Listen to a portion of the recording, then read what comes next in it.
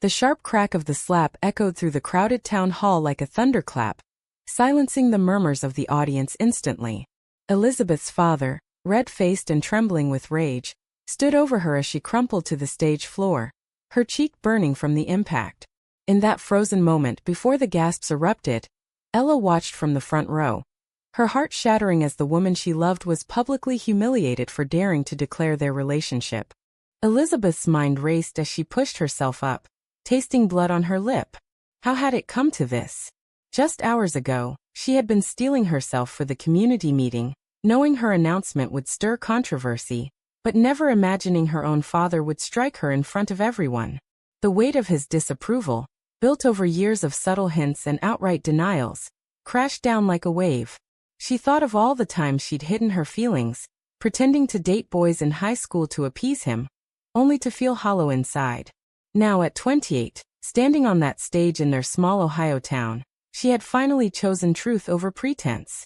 Ella's fists clenched in her lap, her thoughts a whirlwind of fury and fear.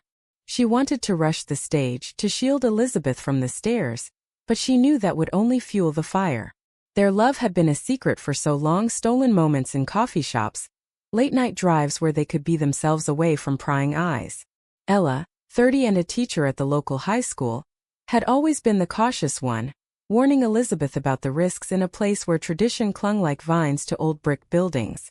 But Elizabeth's passion, her unyielding belief that love should be free, had convinced her to go public. And now this, her father's boot connecting with Elizabeth's side as she tried to stand, sending her sprawling again. The audience erupted then, some shouting in outrage, others in support of the father's discipline. Elizabeth's inner voice screamed at her to fight back, to yell that love wasn't a sin, but the pain in her ribs silenced her. She locked eyes with Ella, seeing the tears streaming down her face, and in that gaze she found a sliver of strength. This wasn't just about them anymore. It was about every hidden soul in that room, every person afraid to live authentically. As security pulled her father away, his face twisted in regret too late, Elizabeth staggered to her feet. "I'm not ashamed," she whispered to herself, though her voice carried over the microphone still clipped to her shirt. The words hung in the air, a defiant spark in the chaos. Ella stood then, pushing through the crowd, her decision crystallizing in her mind. She wouldn't let this break them. But deep down, she wondered if this public shaming was the beginning of something irreversible. A fracture that no amount of love could mend. The aftermath unfolded in a blur.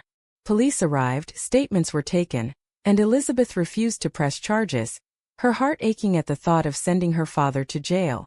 He was a product of his generation, she told herself, raised in a world where differences were threats.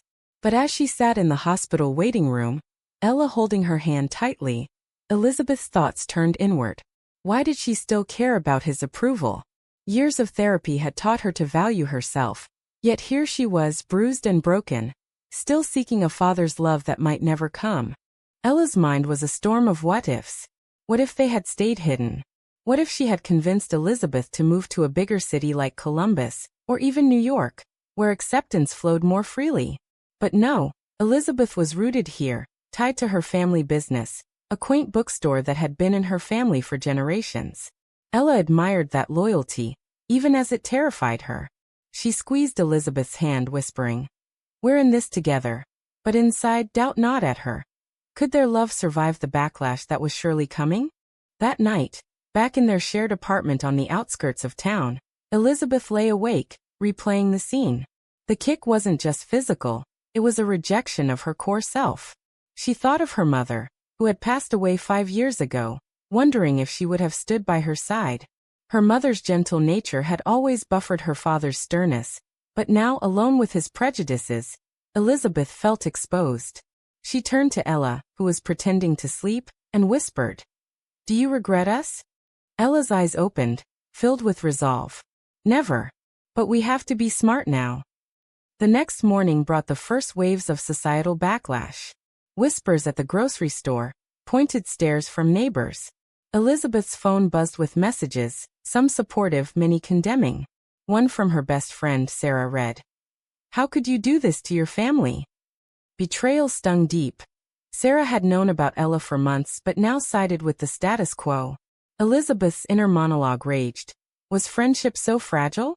Had she been blind to the undercurrents of intolerance around her? Ella faced her own battles at school. Colleagues avoided her in the staff room, and the principal called her in for a chat. "We have to think about the parents' concerns," he said, his eyes not meeting hers. Ella's heart pounded. Her job was her lifeline, her way of inspiring young minds to think beyond boundaries. But now, it hung by a thread because of love. She thought of her students, some of whom might be struggling with their own identities, and vowed not to back down. "This isn't about me," she replied firmly. "It's about being true to who I am." As the day wore on, Elizabeth confronted her father at the family home. He sat in his armchair, looking smaller than she remembered. "Why?" she asked, her voice breaking. He muttered about disgrace, about what the church would say. But in his eyes she saw fear. Fear of change, of losing control. Her mind wrestled with forgiveness versus justice. Should she cut him off, or try to bridge the gap? The decision weighed heavy, each option laced with pain. Ella joined her later, the tension palpable. "We can't let this define us," Ella said, but inside, she questioned if their relationship could withstand the external pressures. The first crack had appeared, and the storm was just beginning. Elizabeth stared at the newspaper headline the next day. "Local business owner assaults daughter over lifestyle choice." The article painted her father as a villain, but the comments online were divided. Some called for his arrest, others praised him for standing up for values. She felt a surge of anger, not just at him, but at the society that amplified such divisions. Why couldn't love be simple? Her thoughts spiraled. Was coming out worth this turmoil? But then she remembered Ella's touch, the way it grounded her, and pushed the doubt away. At the bookstore, customers were scarce. A few loyal ones offered hugs, sharing stories of their own hidden lives, but others boycotted, leaving notes about moral decay. Elizabeth's resolve hardened. This was her legacy, and she wouldn't let bigotry erase it. She spent the afternoon rearranging shelves, her mind replaying childhood memories, her father teaching her to read, his pride in her achievements. How had that love turned conditional? The betrayal cut deep, forcing her to question if family bonds were illusions. Ella, meanwhile, navigated the school hallways like a minefield. Whispers followed her, and one parent emailed demanding she be fired for influencing children. Her principal advised discretion, but Ella's inner fire ignited. Discretion means hiding, she thought. And I've hidden too long. She decided to address it head-on in her next class, turning it into a lesson on empathy and acceptance. But as she spoke, a student's raised hand brought tension. "Miss, is it true you're, you know?" The room fell silent, and Ella's heart raced. "Yes," she said steadily. "And love is love." Some nodded, others shifted uncomfortably, but in that moment, she felt empowered and terrified of the repercussions. That evening, Elizabeth and Ella met at a quiet diner on the edge of town, away from judging eyes. "We need a plan," Elizabeth said, her voice laced with determination. Ella nodded, but her mind wandered to her own family. Her parents, living in California, were supportive, but distant. She envied Elizabeth's close-knit ties, even as they fractured. "What if we leave?" Ella suggested tentatively. Elizabeth's eyes flashed. "And run? No, that's what they want." The argument simmered, revealing cracks in their unity. Elizabeth's stubbornness versus Ella's pragmatism. The conflict escalated when Elizabeth's brother, Mark, called. "Dad's a mess," he said. "He's sorry, but you know how he is." Elizabeth's thoughts boiled. Sorry for what? The kick or the years of suppression? She agreed to meet, hoping for reconciliation, but fearing more pain. At the family dinner, the air was thick with unspoken words. Her father avoided her gaze, mumbling about tradition. When Elizabeth mentioned Ella, he exploded again. "It's unnatural," he shouted. Mark tried to mediate, but Elizabeth stood her ground. "Love isn't a choice, Dad. But hating me is." She left, tears streaming, wondering if blood ties were worth the agony. Ella waited at home, anxiety gnawing. When Elizabeth returned, broken, Ella held her, but inside resentment brewed. Why did Elizabeth keep trying with a man who hurt her? It felt like a betrayal of their bond. "You deserve better," Ella whispered. But Elizabeth pulled away. He's family. The words hung heavy, a silent wedge between them. The next day brought more turmoil. A local church group organized a protest outside the bookstore, signs reading "Protect Our Families." Elizabeth watched from inside, her heart pounding. One protester was her old Sunday school teacher, a woman she'd once admired. The hypocrisy fueled her rage. How could faith preach love while practicing hate?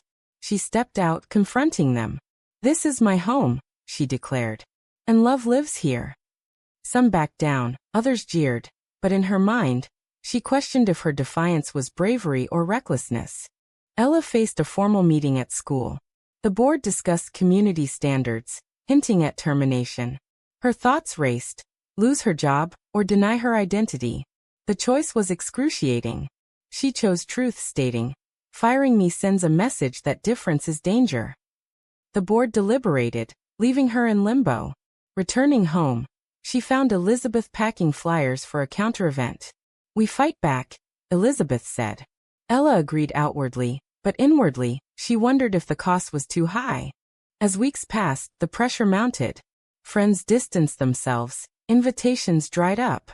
Elizabeth's sales plummeted, forcing her to consider closing the shop. Her inner monologue tormented her. Was love worth ruin? But Ella's presence reminded her yes. Yet doubts crept in. Ella seemed withdrawn, her smiles forced. One night, over dinner, Ella confessed, "I'm scared we'll lose everything." Elizabeth snapped, "Then maybe you're not in this." The words escaped like daggers, wounding them both. Reconciliation came slowly. They talked through the night, exposing vulnerabilities. Elizabeth admitted her fear of abandonment, rooted in her mother's death. Ella shared her own past, a failed relationship shattered by secrecy. In that honesty, they found strength, but the external world loomed large. A betrayal loomed when Mark leaked private family emails to the press, twisting Elizabeth's words to paint her as aggressive. The headline screamed betrayal, deepening the family rift. Elizabeth confronted Mark, her voice trembling. Why? He admitted pressure from their father, but his eyes showed jealousy, always the golden child now overshadowed. The sibling bond cracked, leaving Elizabeth isolated. She returned to Ella seeking solace, but the damage rippled. "We can't trust anyone," Ella thought, her paranoia growing. The chapter of pain continued, each decision a gamble. Elizabeth chose to sue for the assault, not for revenge, but for accountability. The legal battle began, drawing more attention. Ella supported her, but the strain showed: sleepless nights, arguments over strategy. In her heart, Ella questioned if love could conquer such odds. The courtroom buzzed with anticipation as Elizabeth took the stand, her father's eyes boring into her from across the room. She recounted the incident, her voice steady despite the turmoil inside. "Why am I doing this?" she wondered. To heal, or to punish? The prosecutor's questions probed deep, exposing family secrets, her father's homophobic rants, his refusal to acknowledge her orientation. The defense painted her as provocative, claiming she incited the violence. Elizabeth's mind rebelled. Love isn't provocation. Ella sat in the gallery, her support unwavering, but her thoughts dark. The trial exposed them further, inviting media scrutiny. Reporters hounded her at school, parents pulled kids from her classes. Her job hung by a thread, and she resented Elizabeth for pushing forward. We could have settled privately, she thought, but voicing it would shatter their fragile peace. Instead, she smiled encouragingly, hiding the growing rift. The verdict came swiftly. Guilty of assault, a fine and community service. Elizabeth's father looked defeated, but no apology followed. Outside, protesters clashed, supporters cheering justice, opponents decrying family destruction. Elizabeth felt hollow victory. The damage was done. In her introspection, she questioned morality. Was forcing change ethical, or did it breed more hate? Post-trial, life intensified. Elizabeth's bookstore became a symbol, attracting allies from afar but alienating locals. Sales rebounded slightly with online orders, but the isolation stung. Friends like Sarah returned, apologizing half-heartedly, but trust was eroded. Elizabeth pondered forgiveness. Hold grudges or rebuild? Each choice carried weight, the price of authenticity. Ella's world crumbled when the school board voted to suspend her pending investigation. Inappropriate influence, they claimed. Rage boiled inside. Years of dedication, reduced to this.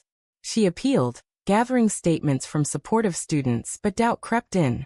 Was teaching worth the fight? In quiet moments, she blamed Elizabeth's impulsiveness, though guilt followed.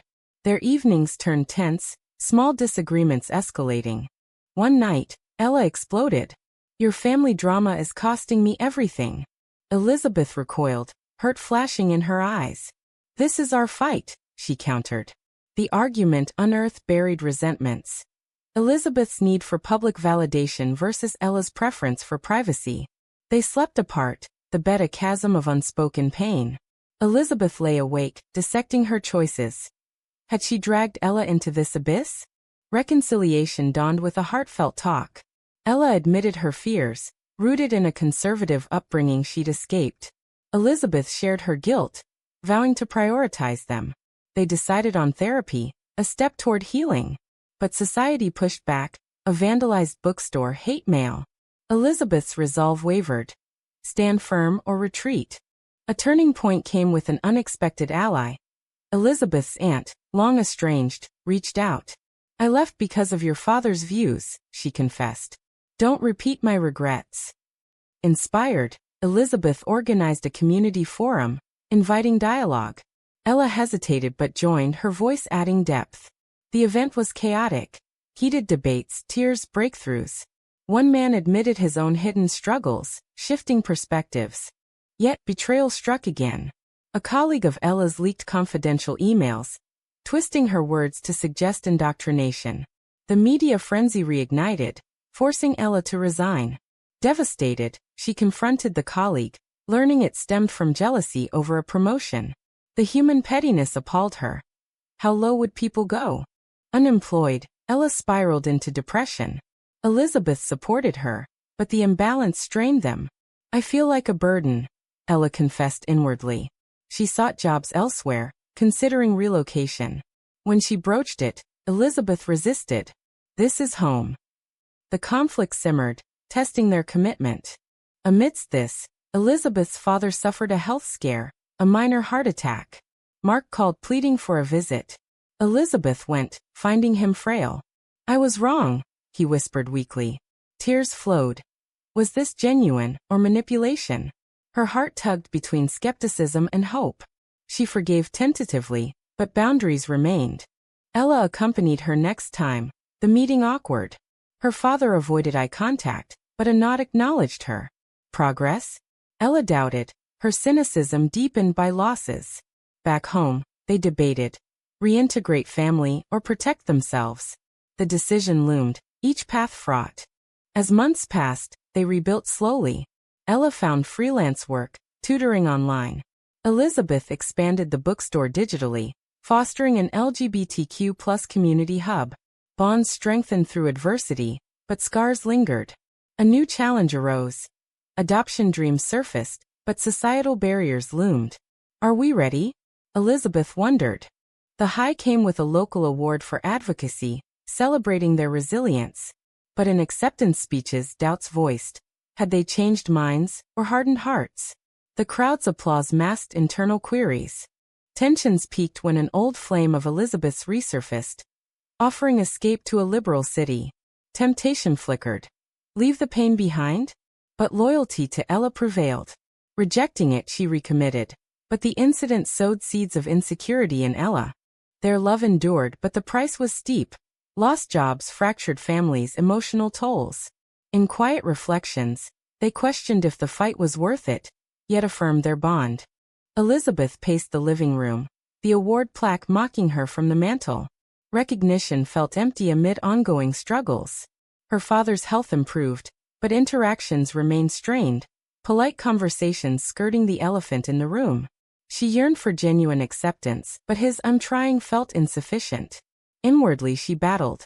Push for more or settle? Ella dove into activism, channeling loss into purpose. She started a support group for LGBTQ+ educators, finding solace in shared stories. But exhaustion crept in. The emotional labor drained her. Am I fighting for us or to prove something? She pondered.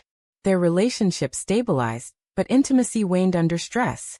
Small gestures, notes, touches kept the flame alive, yet doubts lingered. A major confrontation arose when the town council proposed an anti-discrimination ordinance. Elizabeth spearheaded the campaign, rallying supporters. Protests ensued, echoing the initial incident. Her father, surprisingly, attended a meeting, speaking haltingly in favor. I hurt my daughter, he admitted. Don't repeat my mistakes. The room stunned. Elizabeth's tears flowed. Was this redemption? Skepticism from Ella. One speech doesn't erase years. Her caution stemmed from betrayal's scars. They argued fiercely. You want me to hate him forever? Elizabeth accused. No, but blind trust is dangerous, Ella retorted. The rift widened, forcing introspection. Balance family and partner? The ordinance passed narrowly, a victory bittersweet. Celebrations followed, but Elizabeth felt the weight of sacrifices. Friends lost, privacy invaded. In her mind, she tallied costs. Was progress worth personal ruin? Ella's group grew, attracting media. An interview exposed her vulnerabilities, drawing trolls online. Threats arrived, heightening fear. We need to move, Ella urged. Elizabeth resisted, tied to roots. The stalemate built tension, culminating in a blowout. You're choosing place over us. Ella yelled. Elizabeth countered. You're running from problems. Separation loomed as Ella packed a bag for a break. Elizabeth's heart shattered. Had love faltered? Alone, she reflected on choices, public declaration, lawsuit advocacy. Each step forward, two back. Calling Ella, apologies flowed. Come home. Reconciliation was tentative, promises to compromise. They decided on a fresh start. Relocate to nearby Cincinnati, balancing familiarity and progress. Packing unearthed memories, photos, letters. Elizabeth's father visited, offering reluctant blessings. I love you, he said gruffly. Emotion choked her. Partial acceptance, but a start. In the new city, challenges persisted. Job hunts, adjusting to urban pace. Ella secured a teaching position in a progressive district, thriving. Elizabeth opened a pop-up bookstore, focusing on diverse literature. Their bond deepened, therapy aiding communication. But past shadows haunted. A family reunion invited them. Elizabeth accepted warily. At the event, relatives whispered, some warm, others cold. Her father's effort shone, introducing Ella as family. Progress, yet incomplete. Elizabeth's inner voice queried. Enough? A betrayal from within. Mark, envious, spread rumors about their unstable life. Hurt resurfaced, sibling ties severed. Why can't he let us be? Elizabeth lamented. The incident tested resilience, but they persevered. Highs followed. Adopting a rescue dog, symbolizing new beginnings. Community events connected them to allies. Yet moral dilemmas arose. Mentor a questioning teen, risking backlash? They chose yes, paying with scrutiny but gaining purpose. As time healed wounds, reflections deepened. Elizabeth pondered societal change. Slow, painful, necessary. Ella questioned personal costs. Jobs lost, but authenticity gained. A climactic moment. Elizabeth's father fell ill again, prompting a hospital vigil. Confessions poured, regrets, fears. I was afraid of losing you, he admitted. Forgiveness flowed, but boundaries held. His recovery brought cautious optimism. In their new home they built routines, dinners, walks. Love reaffirmed, but scars reminded of journeys. We've paid dearly, Ella thought. But for what? The story's arc bent toward awakening. From humiliation to empowerment, betrayals to bonds. Yet, questions lingered on right and wrong. Settled in Cincinnati, Elizabeth and Ella navigated the rhythms of a life rebuilt from ashes. The city offered anonymity, a balm to their battered spirits, but memories of the small-town crucible lingered like ghosts. Elizabeth often woke from nightmares of that fateful stage. Her father's foot connecting in slow motion, and she'd reach for Ella, finding comfort in her steady breathing. Inside, she wrestled with the aftermath. Had her defiance sparked change, or merely ignited more division? Ella threw herself into her new role, teaching with renewed passion, incorporating lessons on diversity that she'd once feared.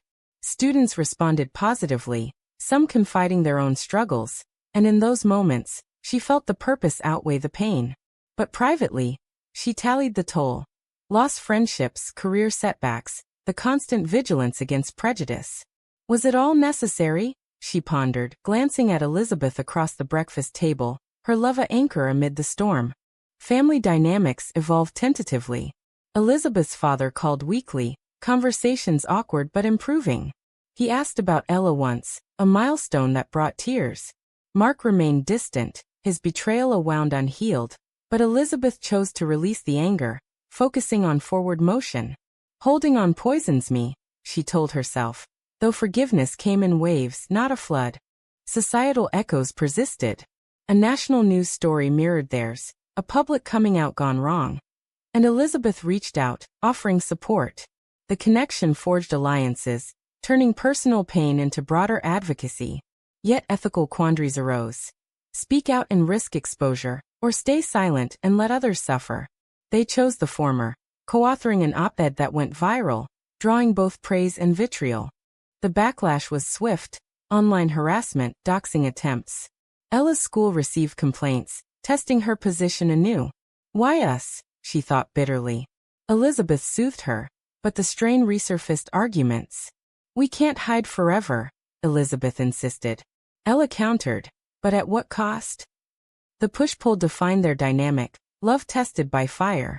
A pivotal decision loomed: marriage. In Ohio's evolving landscape, it was possible, but inviting family meant reopening wounds. Elizabeth proposed quietly, on a park bench overlooking the river, her voice trembling. Through everything, you're my constant.